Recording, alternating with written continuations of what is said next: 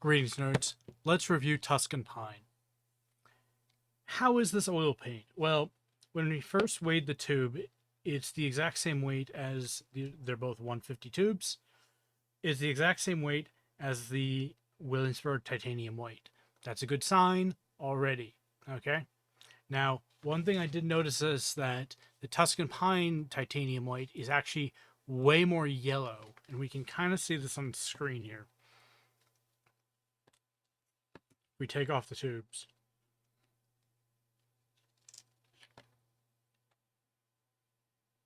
You can see that this is way more blue and that's way more yellow.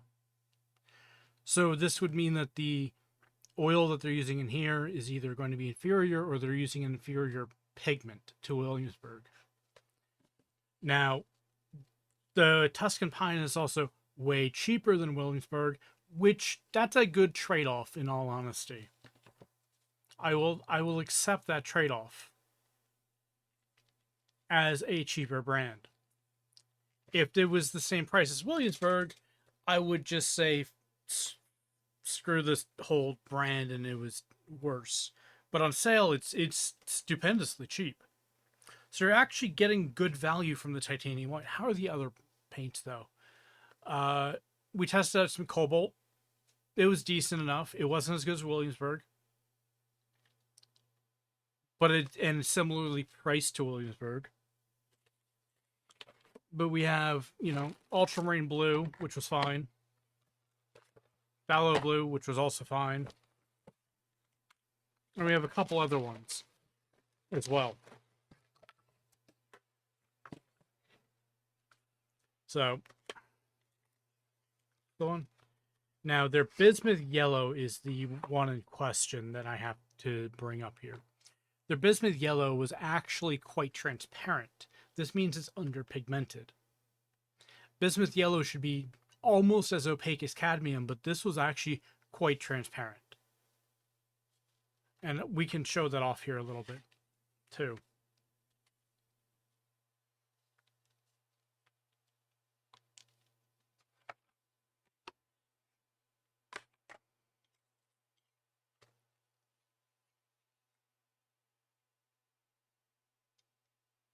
Grab a little slice.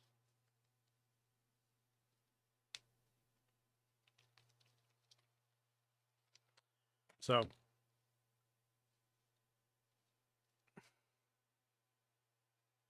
as you see, that's actually quite transparent for a bismuth yellow.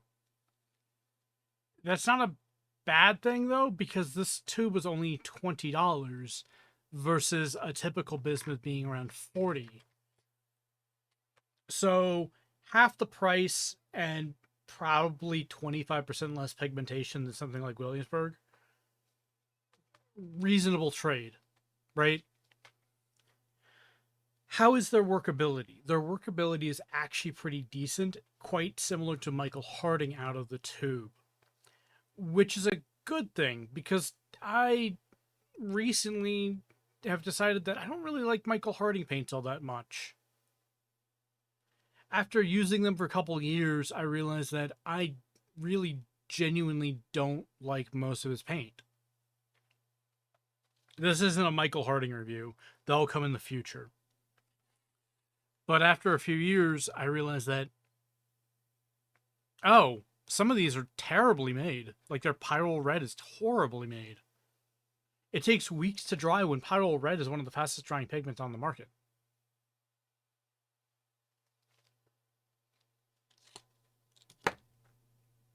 So, overall, with Tuscan Pine, though, is it a brand worth picking up? Yes and no. I think it's better than Gamblin. And similarly priced to Gamblin. However, it is a store exclusive to Jerry's Artorama, so you might only have access to a Blick in your area. Jerry's is really just a southern institution. So you have to order it online. Not everyone wants to order things online. That makes it a little bit complicated. Some of their colors are a little bit off. not by too much. I haven't tested the entire line yet, though.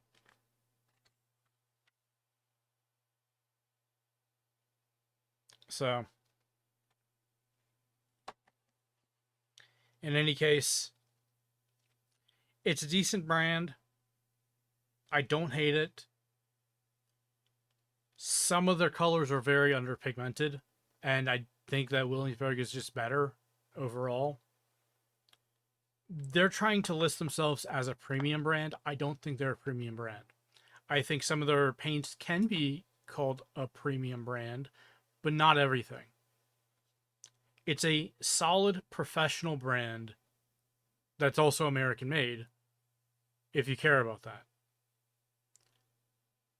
Unlike Golden, though, Golden will say with globally sourced materials. They don't say that here. They just say made in the USA. Also, for some odd reason, they have a cancer warning on this for Bismuth Yellow, which actually kind of freaks me out a little bit because Bismuth Yellow doesn't have a cancer warning in California. So it makes me ask, what is in this?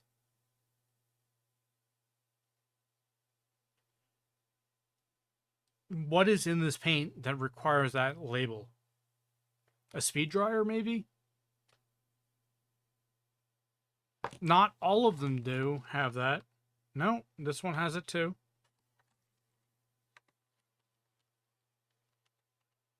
This one doesn't. Just says do not sand and create dust. Keep out of reach of children.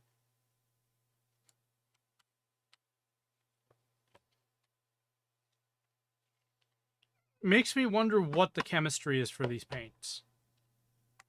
Because I'm now concerned that there's something they're putting something in here that is like a speed dryer.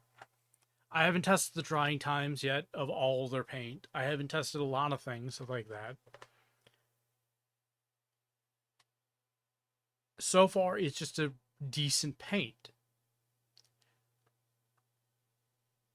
So what are you putting in your paint that requires the label? A cobalt dryer? That would make sense.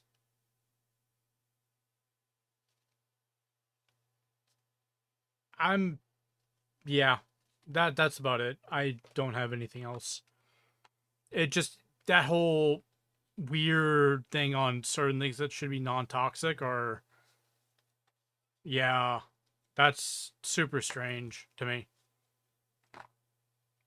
Anyways, something, the end of the video. Follow my, buy my paint. It's in the description.